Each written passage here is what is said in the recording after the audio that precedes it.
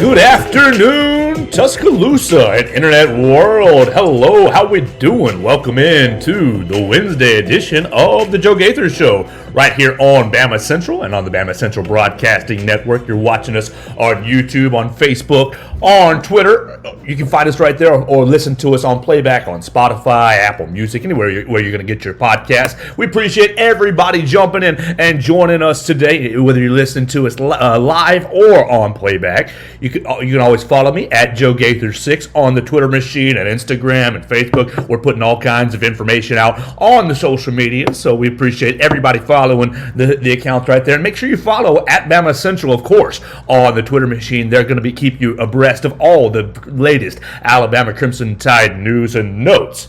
So what are we going to do on a Wednesday? All right, we're going to be solo today. I appreciate everybody listening. You can still comment on the Facebook side of things or on the Twitter side of things. So leave me your comments on the YouTube as well if you want to chime in and jump in on the show. But we're going to have some fun anyways by ourselves. We've got a lot of things to talk about. And I set up a little Nick Saban sound. Nick Saban was in front of the podium yesterday down in Florida as all the coaches were handling their SEC spring meetings. And so look, we all know SEC spring meetings is a time where everybody kicks around ideas.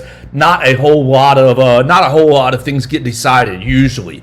So we'll talk about what Nick Saban said yesterday. We'll break down maybe what Brian Kelly got into and Kirby Smart as well just a little bit. We'll also, on the program today, talk about tomorrow's big matchup, Alabama and Tennessee in the SEC, in the College World Series, Women's College World Series out there in Oklahoma City.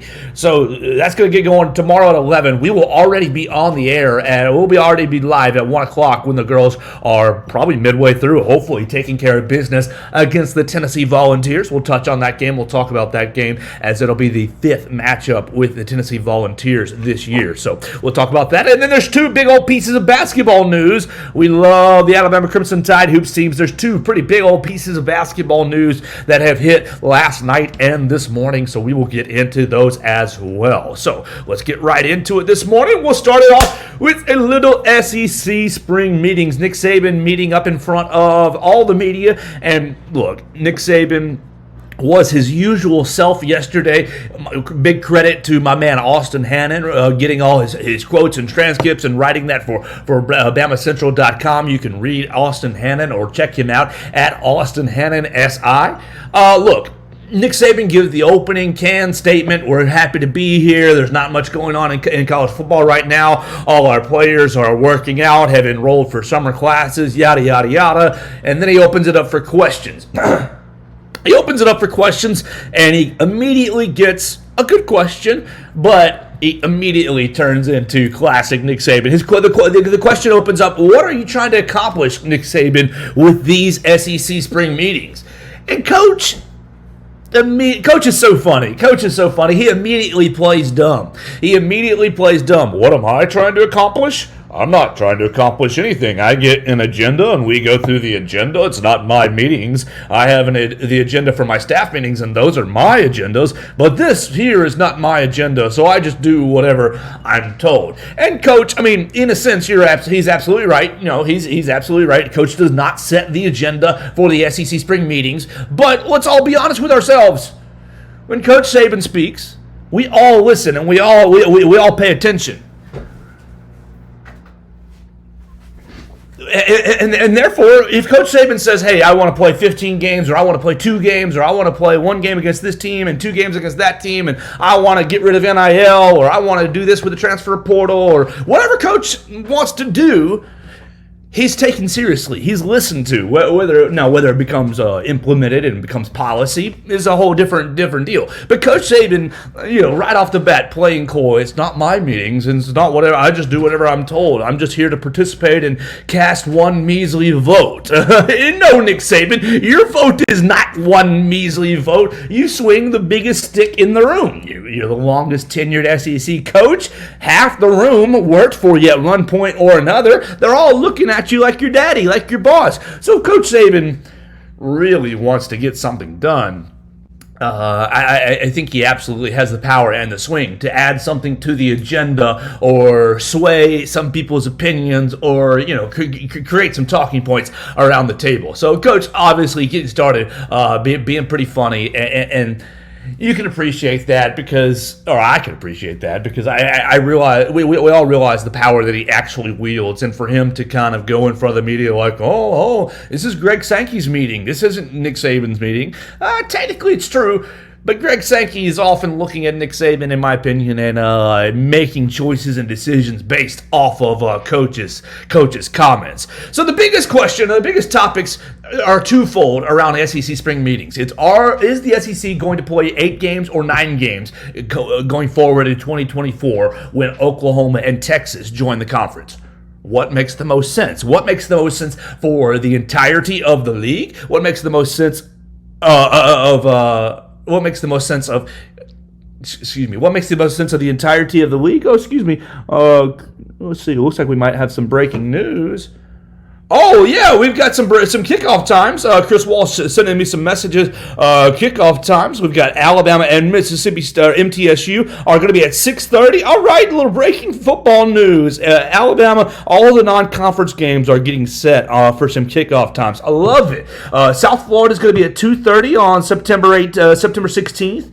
And then we're playing Chattanooga, UTC, November 16th at 11 a.m. So you got a little mixture on the non-conference games. Now your first 2 weeks are set. I'm sorry to take a little detour, but you get a little breaking news. Your now first 2 weeks are set. I think actually the first 3 weeks, September 2nd, 6:30 against MTSU. Then September 9th against Texas. Obviously, it's at 6 o'clock on ESPN. And then September 16th, going to be 2:30 on ABC. So really excited to see what those games are.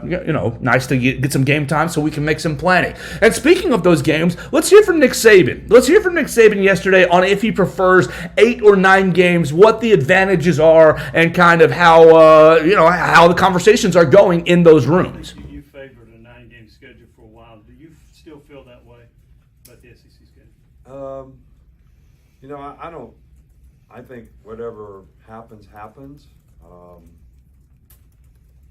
I think there's so many things that probably sort of go into this in terms of 8 games versus 9 games, including TV contracts and things that are way beyond my scope of visibility, that I'm sure a lot of those things will, sort of factor into it. But I still am always of the opinion that we should play all Division I games. Now, I've said this for years. So whether there's 60 teams in the Power 5 conferences or 70 teams or however many there are, that it's better for fans, it's better for strength of schedule that we all play all Power 5, games. So however we get to that, I think that's the best thing. I think one of the more difficult things with going to 9 games is, we've tried to schedule 2 out-of-conference Power 5 games to try to improve our strength of schedule over the next, 7, 8, 9, 10 years. And if we go to 9 games, we'll have to unwind that. So my deal was always play more SEC games because we couldn't get other people to schedule. So now I think there's more people in tune to scheduling, so having a balance is probably the most important thing. And he's exactly right. Having a balance is the most important thing, in my opinion, between the SEC schedule and the rest of the non-conference games, the Power Fives. Now, Coach is right. We've got to get to where we're not scheduling anything less than Power Fives. We've got to get rid of scheduling the FCS opponents. We've got to, no disrespect to the Conference USA's, no disrespect to the Mountain Wests of the world, but we cannot. I'm sorry, Utah State is not playing football at the same level as Alabama last year. We saw that. You saw that with Louisiana Monroe. You see that every time a non-competitive school or a non-Power 5 school comes into Bryant-Denny Stadium for these bye games. You give them $800,000, $600,000, $1 million. You beat the brakes off of them, and yeah, you get the freshmen and the sophomores into the games. But I don't know how valuable it is to Alabama long term, and how valuable it is to college football as a whole, as far as the consumers go. How many of us are lining up? I mean, you can basically just watch University Boulevard and Bryant Drive before the games where you're playing Louisiana Monroe and MTSU's coming up in a couple of months. People will be giving away tickets. We'll be trying to give away tickets to those games because there's just not the intrigue. There's just not the marquee draw. And many people would rather just stay homes and watch college football on the couch that day. We'll have Alabama on the big screen, of course, but I want to stay at home and watch Georgia play whoever, and LSU play whoever, and Ohio State play whoever, and watch some of these better marquee games. And so Coach Saban is exactly right in the fact that we need to have a balance. We need to have some sort of a policy where, look, if everybody's playing all Power 5 opponents, I think you can get down with eight conference games. I think you can. That's pretty reasonable and pretty balanced, especially when you consider how it plays out with the 12-team playoff that's going to come in 2 years. If you're continually going to have Auburn playing Alabama A&M, and I'm sorry, no disrespect to Alabama A&M, the Bulldogs, great. The Bulldogs, great. They're going to be, they need revenue. They obviously have a program, but it's not an equal Saturday as Alabama hosting, it doesn't matter. Wake Forest or any other Power 5 bottom feeder.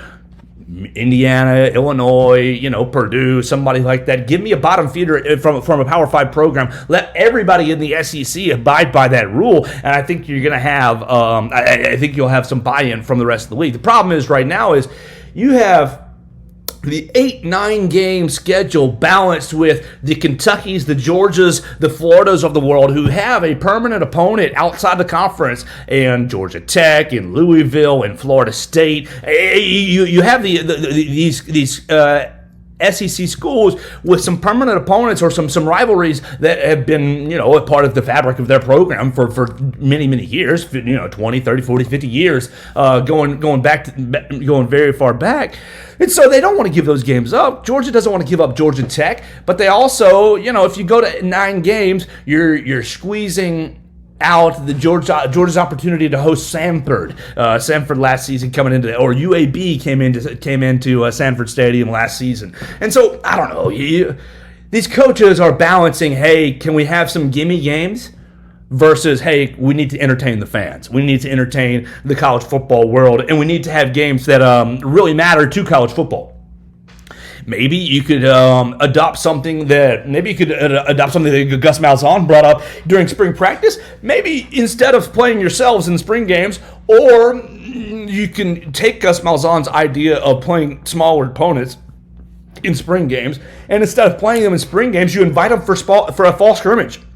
Because that's what this is all about. Alabama playing MTSU. Alabama playing MTSU right off the rip is not about, hey, MTSU is really going to get Alabama ready to play Texas. No, Alabama, they're going to get ready to play Texas on their own. And I don't know that MTSU is going to play a big factor in that. But no, these college programs the bigger programs want to have the, ramp up to the season, the preseason, much like the NFL teams have. The preseason that doesn't count if you win or lose. You can experiment a little bit, get your guys into the game, get experience, see the bottom end of the roster. What this all is they kind of want to have the NFL model, but but don't want to end up giving away some of those games. They still want to entertain the fans. So maybe Gus Malzahn's idea of playing a smaller team, scheduling a smaller opponent for your spring game would serve that purpose. Or maybe we schedule a smaller opponent, a scrimmage of sorts in the fall where you can play your Jacksonville States or Alabama A&Ms or Troy's or South Alabama's. You can play your lesser schools, your smaller schools. Alabama, you're used to playing San Diego State and Kent State and the like. You can bring those in and still see the bottom end of your roster, and thus you sell it to your fans as a preseason game. That way, the ticket prices reflect that, and you're selling the fans. Oh, this is a preseason game. You guys come for less money, and we'll have marquee matchups in the regular season with our Power 5 opponents and the SEC. So I think the scheduling model is going to be up for debate for probably another 6 months, if I had to guess. I know Oklahoma and Texas are there already in the meetings, but I would imagine you're still, with 16 teams, with 16 people, everybody's got a different agenda, and everybody's coming from a different place. Everybody's coming from a different place in motivation. The Alabama, Georgia, and maybe even LSU, and I say Oklahoma, are probably all coming in from a motivational standpoint of we are going to be national champions, or we expect ourselves to be national champions. So therefore, we want to play, 9 games and entertain the fans, and we're playing big boy college football. Well, the Mississippi States, the South Carolinas, the Missouris in the room are probably, the Vanderbilts are coming from a place of, hey, we got to get to a bowl. We've got to get to a bowl game, and maybe we can sneak into that 12th team. Alabama, I'm not sure that Nick Saban's worried about getting into the 12-team playoff, because think about where we've been. I think about where Alabama has been over the 15-year period. Even the years where Alabama has missed the college football playoff, if the field were 12, if the field were expanded as it's going to be in 2024, there would be 0 years where Alabama has missed the college football playoff. So we're not coming from the same perspective. We're not coming from the same experiences, and we don't have the same goals, even though we're all in the same conference. And I think that speaks to just the disparity that is college football. And Coach Saban talked about that yesterday. Our man Austin Hannon talked about, transcribed and wrote that on BamaCentral. You can read all his quotes right there in its entirety on BamaCentral.com. Look, Coach outlines the disparity in college football, and basically kind of gets into wanting to feel like we get into a more NFL model, a more unionized model where all the players are getting the same benefits. Now, he notes yesterday that Greg Byrne and the University of Alabama, we're spending about $85,000 to $120,000 every single year on athletes' care, whether that be their diet, whether that be their dorm care, however you can factor in the athletic training, and just have everything factors into this is what you get as an Alabama athlete. The bill runs between $85,000 and $120,000 yearly. Let's all be honest with ourselves. Not every university is investing in their athletes at that same level. Now, that's a benefit of going to Alabama. And Nick Saban obviously going to throw that out there. Everything is about recruiting. You come to Alabama, you're going to get the top end of the benefits. And I absolutely believe that, and I stand by that. And from being, a mile away from campus, you can drive right over there and just see the facilities are beautiful. Everything is tip-top. Everything is clean. Everything looks inviting. It's a hell of a place. I love the University of Alabama. It's beautiful over there. Those guys, the money has been reinvested, and that's something Coach Saban talks about later in his availability. But how would you do it? You can't say, Nick Saban, hey, all the players need to get the same. You guys need to stop providing for your athletes at the University of Alabama because the University of Missouri or Jacksonville State or UAB or anybody who's not Alabama is not investing at the same level as you are. So what, Alabama? You want Nick Saban and Alabama to say, hey, I know you are investing at the top level. You've got the best sports science facility in the country. You have an amazing dining hall. You got to cut all that back because the University of Massachusetts or UConn can't afford that for their football players. I'm sorry, that's just not reality. It's just not feasible. Coach, we have been playing college football for 120 some odd years, really, but we're not all playing in the same game. Which is why you have such a small club of national champions. It's because look. Mississippi State, even 45 minutes away playing in the same conference, they're not really playing and competing at the same level as Alabama. I know Dak Prescott took them to number one time, and they lasted at number 1 week, and they were projected for the college football playoff one time. But come on, they're not playing the same game as even we are in the same conference. So how would you expect, Coach, to mitigate or legislate all the Power 5 conferences, all the college football universities, all the universities playing college football, having this salary capped concept for their athletes? It's just not feasible, Coach. It's just not going to happen unless you break up college football on multiple levels. You've got to break away the Power 5 from the Power 5. You've got to break away the haves in the Power 5 from their current conferences. Oh, at Ohio State, they're not really playing with Indiana. They're not really playing with Purdue. Sure, it says Northwestern in their conference, but they're not really playing with them. The same thing. Why is Oklahoma and Texas leaving the Big 12? Because they're not really playing football with Kansas. They're not really playing football with Baylor. Come on. It's not. They're not investing at the same level. So the Power 5 is fractured within the entity. It's such a deep problem, and I think the 12-team playoff will help kind of bring it back together just a little bit, because more teams are going to be able to get into the playoff down the line, and more teams will be able to say, hey, we got in, and look at the revenue that we brought in because we got in. But you're just not playing the same game. And so it becomes, these aspects become why it's so challenging to schedule evenly throughout even just the SEC.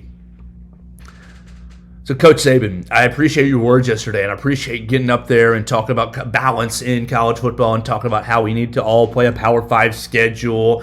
But I just wonder,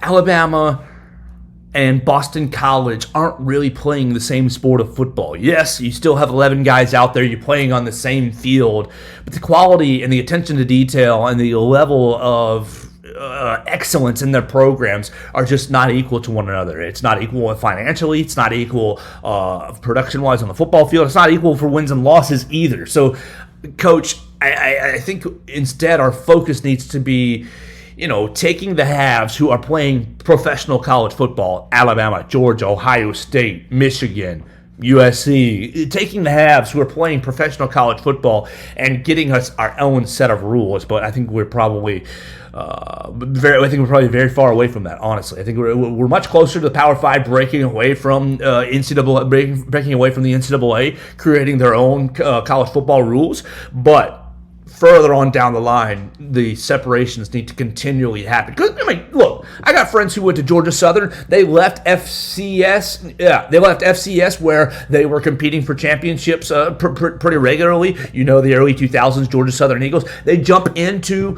FBS. Division I, they jump into the same division as Alabama. Look, the Georgia Southern Eagles are not competing with Alabama for a national championship.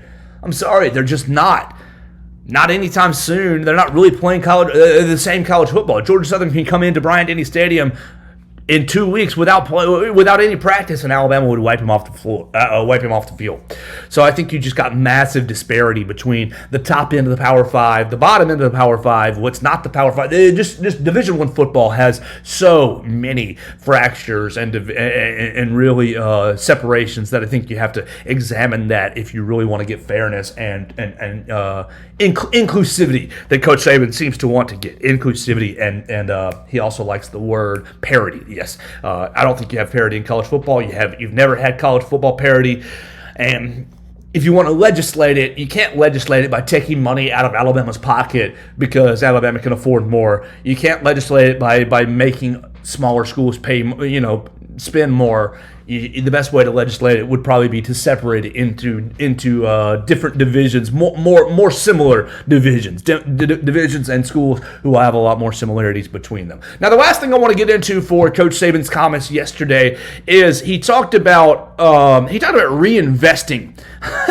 He talked about reinvesting the Alabama. He talked about the money that's in college football and how college football is not really a business. He said, let's see, let me find the quote. Business. Yes, sir. Perfect. Invest in it. Okay. He talks about reinvesting, how college football has made so much money that, but it's not really a for-profit business. That was the term he used. It's not really a for-profit business. They reinvest the money for the business. And at Coach's level, at Coach Saban's level, he is right.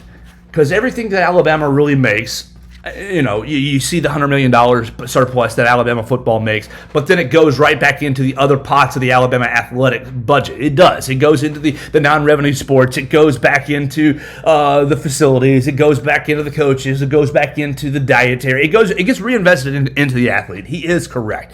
But I think Coach is missing the mark, or at least intentionally. Sometimes he does this, intentionally shining a light on one area of the conversation, reinvesting at the college level. But at the corporate level, oh my gosh, the money is astronomical. Why? Why did the Big Ten sign a $1 billion revenue deal with television contracts? Why did the SEC sign, I think it was an $800 million revenue contract, TV contract with ESPN? At the corporate level, that's not getting reinvested back into the programs. That's straight cash, man. That is profit that these businesses, these companies, these corporations are making off the backs of the athletes. And I know that Coach Saban, he's making a pretty penny, $8, $9, $11 million contract. And personally, if you ask me, he's underpaid, because you consider my own job and everyone's jobs here in the Tuscaloosa area, in the West Alabama area, and everybody who has really benefited off the back of college football. Coach Saban's been a part of that. And I thank him for that. I absolutely do. I still think he's underpaid. But I think you missed the mark a little bit yesterday, Coach, when you talk about how college football is not a for-profit business. Maybe it's not a for-profit business right here at the university level, but at the conference level, at the conference level, the NCAA level, at the corporate level, the production level, the media level, it is absolutely a for-profit business. And there's nothing more profitable than live sports, period. You take live sports as in a category, and then you've got everything else as far as media goes, as far as even digital media. You're looking at me right now in the digital space. Look, I'm not nearly as valuable as women's water polo. You put a live sport in this time slot, and people are going to probably watch it more than they're watching Joe Gaither. I understand that. It's fair. It's no problem. But because of that, look, you break it down even further. What's the most popular sport? Oh, football. Boom. I don't want to watch XFL. I want to watch top-end NFL and college football. What's the top end of college football? The SEC. Boom. We are playing in the sandbox of one of the most profitable businesses that there is, honestly. So, Coach, I understand at the university level there is a large percentage reinvested back into the athlete. There are, and I think that's great. And you're seeing that at the University of Alabama, and I absolutely think that's valid. But at the larger scale, you're wrong. College football is a for-profit business. It absolutely is a for-profit business. And let's all be honest. Yes, Coach Saban, you're a huge part of the labor, but you can coach. You could coach me, and it wouldn't look near as pretty as you coaching Jalen Milroe. You coach Joe Gaither, average anti-athlete. We are losing 12 games. You're fired. All the Alabama fans are mad at me, and the business goes away. No. You recruit Jalen Milroe because of the for-profit business. I think that, and because of that, the Alabama fans are happy and the business rolls on. So, Coach, I appreciate all the time that you spent yesterday at the podium, and all your comments. They can be read at BamaCentral.com. My man Austin Hannon writing those up for us. We appreciate you, Austin. Follow him on the Twitter machine at Austin Hannon SI. All right, let's take a pin in the college football conversation, and let's spin just a little bit to college softball. Yesterday, our ladies, the Alabama softball team, went out to the College World Series out there in Oklahoma City. And this time tomorrow, we will pretty much already have our fate known. Our fate will be known this time tomorrow, as Alabama is playing at 11 a.m. Alabama is playing at 11 a.m. on ESPN, I believe. You're going to be able to follow Katie Wyndham and Edwin Stanton, their coverage for BamaCentral. They're already out there in Oklahoma City. They're going to be covering press conferences today and tomorrow, and the game tomorrow, and the entirety of the Alabama tenure out there at the tournament. Now, dude, Alabama got a brutal draw. Awful draw. Now, nothing they can do about it, because once you're down to the last 8, when you're down to the last 8 schools, it pretty much is what it is. But Alabama, your first matchup, welcome to Oklahoma City. You get to play Tennessee, the SEC champion, the team who beat you 3 out of 4 times this year. You're probably going to see Ashley Rogers in the circle on Thursday, but a good chance Peyton Gottschall pitched very well against you as well. So, look, you've seen all three of Tennessee's pitchers, Ashley Rogers, Peyton Gottschall, and Carlin Pickens. You've had obviously the most success against Carlin Pickens. I think that you're probably unlikely to see her tomorrow. I think you'll see Rogers take the circle first with Gottschall coming in relief. But, hey, it's going to be A-okay. You look at the last matchup against Tennessee, it's not like, you have lost 3 out of 4, but it's not like you've been blown out at any point. You lost 5-1, 7-5, and 7-6 in your 3 games. So you're playing them close. It should give you confidence. And what I saw yesterday at the airport was a loose team, a team that exuded confidence. Come on. They have battled through the entirety of the season. They have gone through the peaks and the valleys, the ups and the downs. Their best player got hurt. And it's now back. They were able to mitigate the time without Montana Fouts and play well. Through that time without Montana Fouts, they found, I think, a second starting pitcher that you can rely on. Well, Murph's going to go out there. Murph and company, Team 27, they're going to go out there tomorrow. I expect Jayla Torres to take the circles to start.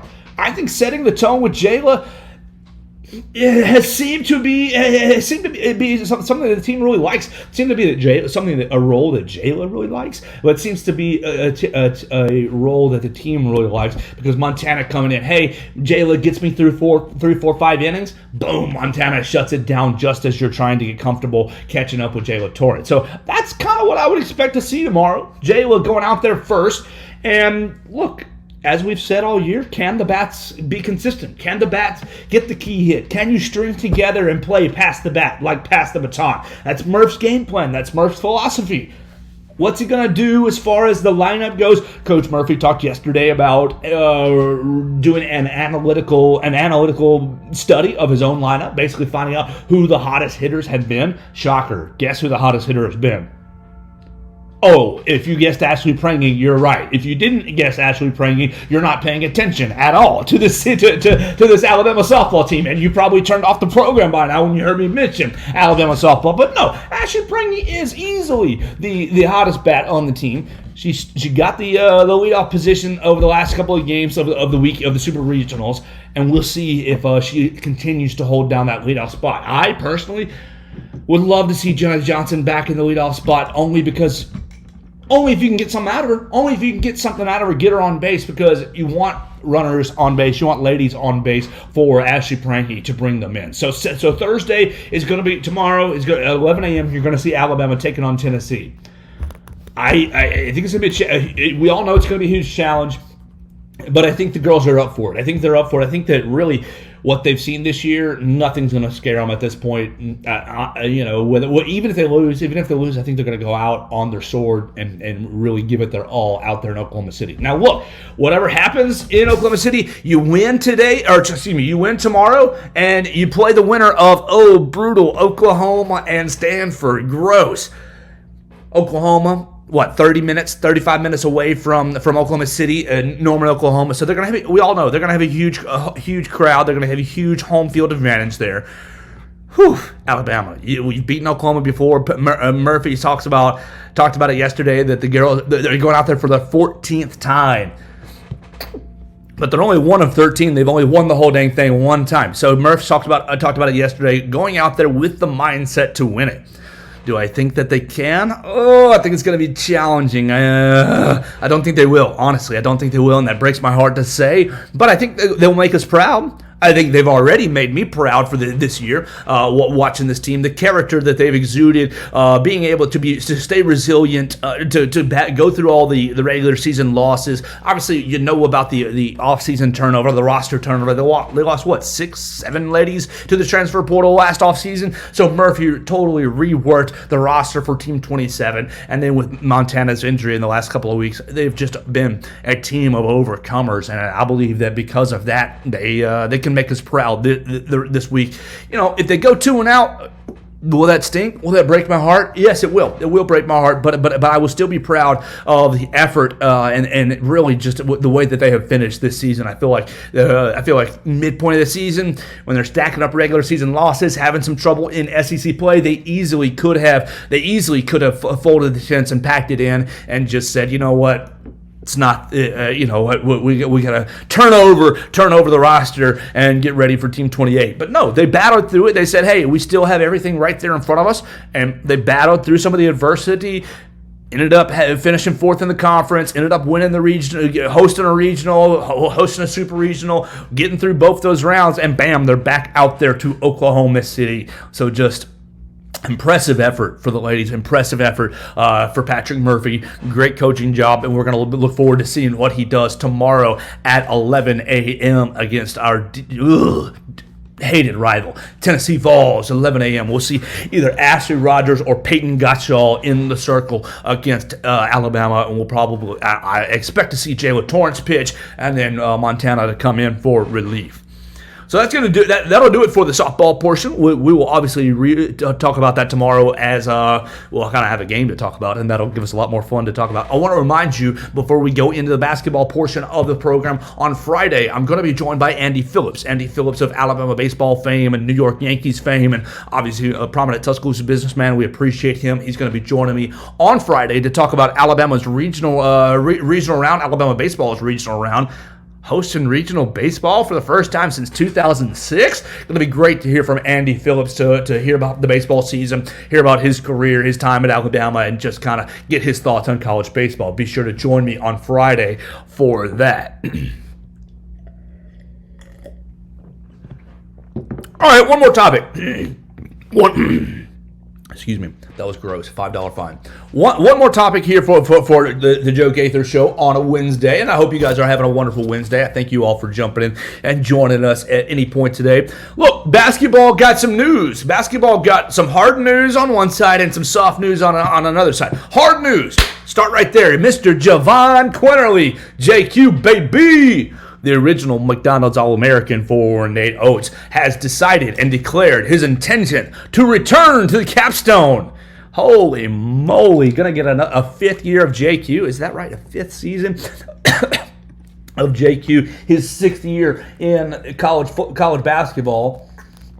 We all know transferring from Villanova, ended up having a little bit of mess with the NCAA, causing him to sit out after transfer from Villanova. But JQ, the quintessential Nate Oates player, is back, and congrats. I mean, look, on one hand, the Alabama side of me, look, I'm thrilled. We get a veteran guard. The front court looks incredible at this. Front court is guards. Back court, yeah. Front court looks incredible. No, sorry, backcourt is the guards. Goodness gracious, backcourt looks incredible. Coming back with Mark Sears and Javon Quinterly. Javon, you get an SEC Sixth Man of the Year back. You get an SEC Tournament MVP back. He's going to be a second year off of his ACL. He's bringing you back. He's bringing you great leadership. Amazing leadership. You saw that last year. Look, if you'd have said 3 years ago, JQ is going to be a leader for this program for the next 2 years, I'd have said, I don't know about that. He and Shackelford and J.D. Davison ended up having some not so great chemistry issues. But JQ, buying into Nate Oates, believing in Nate Oates, and look, a lot of people, okay, you're not an NBA player, you're not going to be an NBA player. Who cares? With the advent of NIL, the guys can stay in college. Look, if I can get free education, I'm doing it. I am absolutely doing it because I wish my 12-year-old self would hear me say this, but education is the key to success, is the key to lifelong success. Get educated, learn about some things, college educated or certified in some programs, whatever the case may be. Get educated in whatever you want to get after, and you will do far in life. JQ, as long as you have the chance for free education, take it, man. Go further your education, and not only that, Alabama loves you. I love you, and I try to stay objective, but I love you. This past year, man, in Coleman Coliseum, Auburn at home, SEC championship on the line. Who was it? It was JQ who rescues Alabama, who put the Tide on his back and said, no, Wendell Green, Bruce Pearl, you guys aren't celebrating in our building tonight. We're taking this season sweep, and we're taking the SEC regular season title. And it was beautiful. So you're telling me that I'm going to get JQ back? Why would I not want that? And so I think from an Alabama basketball standpoint, it is amazing amazing news on the backcourt side of things. JQ and Mark Sears in back-to-back days have let their attention to their intentions be known that they will be returning for Nate Oates' next season. Now, Michael Bronner on the program yesterday said, no, Alabama basketball will not win the SEC this coming up year. I refuse to accept that because I love the Tide and think we can win every single year. But look, what's the problem? We all see the huge hole. Huge holes in the post now with Bediako gone, and Noah Clowney gone as well into the NBA draft. So what ends up happening? The soft news for yesterday had the hard news with JQ returning to school today. The soft news from yesterday, one Grant Nelson from North Dakota State withdrew his name from the NBA draft and made his intentions known that he's going to be going into the transfer portal, returning to college basketball for one more season. Grant Nelson was All Summit League first team. He ended up averaging 19 points a game and 9 rebounds a game last season, nearly 10 rebounds a game, 2.5 assists, almost 2 blocks, 1 steal in Summit League play for North Dakota State. And he's been reached out to by the who's who of college basketball, including Alabama. 6'11", 235 pounds, forward with some handles, played for North Dakota State for the last 3 seasons, and really his highlights look great. Now, he's going to be highly coveted. Grant Nelson, it's great. He's already apparently put in to have a visit here at the Capstone. According to several of the recruiting experts, it sounds like he's coming down to Tuscaloosa very, very soon. So Grant Nelson is a name to be watching out for. I believe you still have 3 open roster spots on the roster, even with Javon Quinterly's return. I believe you still have at least 3 open scholarships for Nate Oates to fill, and still one assistant coach who I still believe is kind of been agreed on, but just not quite been announced yet. So you still have some room to add. I think Grant Nelson becomes maybe your top target. Problem is with Grant, you're going to see the numbers. You're going to see 19, 20 points a game. You're going to see 10 rebounds a game, and your eyes are going to pop out of your head. But put on his film. I caution you, just put on his film just a little bit. Pop in Grant Nelson on YouTube and watch him. Does his film look great? Yes, of course. They're highlights. It's a highlight film. Every shot he's making goes in. All the dunks that he's making go in. He's making a lot of blocks. He's making a lot of steals. And it looks great on film. But what I notice is, oh my gosh, the high school gyms that he's playing in, the high school competition that he's playing in the Summit League, it puts a little bit of pause on me from a falling in love with Grant Nelson's standpoint. Do I want to fall in love with him if he comes to Alabama? Oh, yes. Give me 6'11" all day. 6'11" who can shoot from the three-point line all day long. He ends up right at the 25-30%, 25-26% from three-point last year. Just enough to make his counterpoint have to step out and defend him. But my man's got pretty good handles. The issue I see here is just not playing great competition last year. Not playing great competition in the Summit League. He did end up playing at Arkansas, first game of the season. Ended up with 17 points and 6 rebounds against the Razorbacks, the first game of the season last year. Ended up playing Kansas as well, at Kansas. Ended up having 11 points at Kansas, 11 points and 9 rebounds. So not as good against the upper level competition, but still good enough. And really, Alabama is not in a position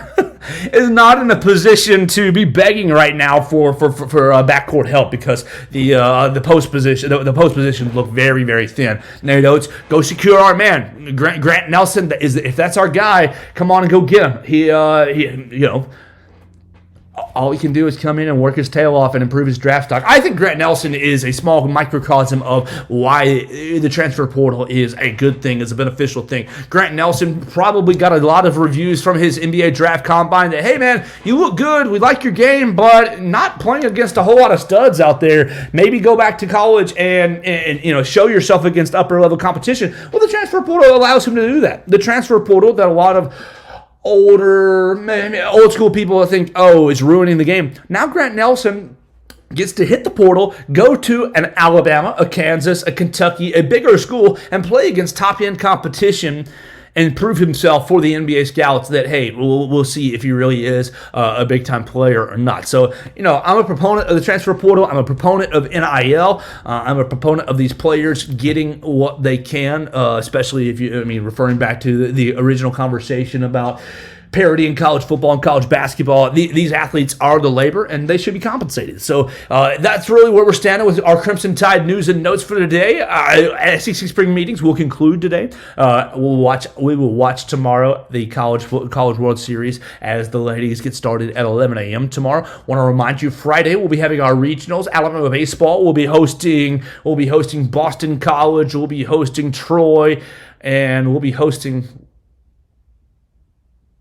one more. Hosting Boston College, Troy, and one more program as we're going to get underway. The first regional here in Tuscaloosa since 2006. The one more, obviously, is Nicholls State. So that's going to do it for our program today. I want to thank BamaCentral for putting me on. Oh my gosh, Chris Walsh, I am so thankful for you. I know you've been doing a lot of things for me behind the scenes. I appreciate you, Chris Walsh. Follow Chris Walsh at Writing Walsh on the Twitter machine. Follow myself at Joe Gaither 6. Send me all your comments, questions, queries, and complaints. You want to agree or disagree with anything that I said today or any day, you can do that right there on the social media machine. Follow all our friends at BamaCentral on the Twitter machine. Katie Wyndham and Edwin Stanton going to be out there at the World Series in Oklahoma City. Myself, Austin Hannon, Will Miller going to be over at the Joe this weekend as Alabama baseball takes on Nicholls State, Boston College, and Troy in the regional. So that's going to do it. We'll be back with you tomorrow at 1 p.m. and we'll keep it rolling right here on the Joe Gaither Show as a part of BamaCentral.com and the BamaCentral.com broadcasting network. We appreciate all you guys. I hope y'all have a great day and roll tide, everybody.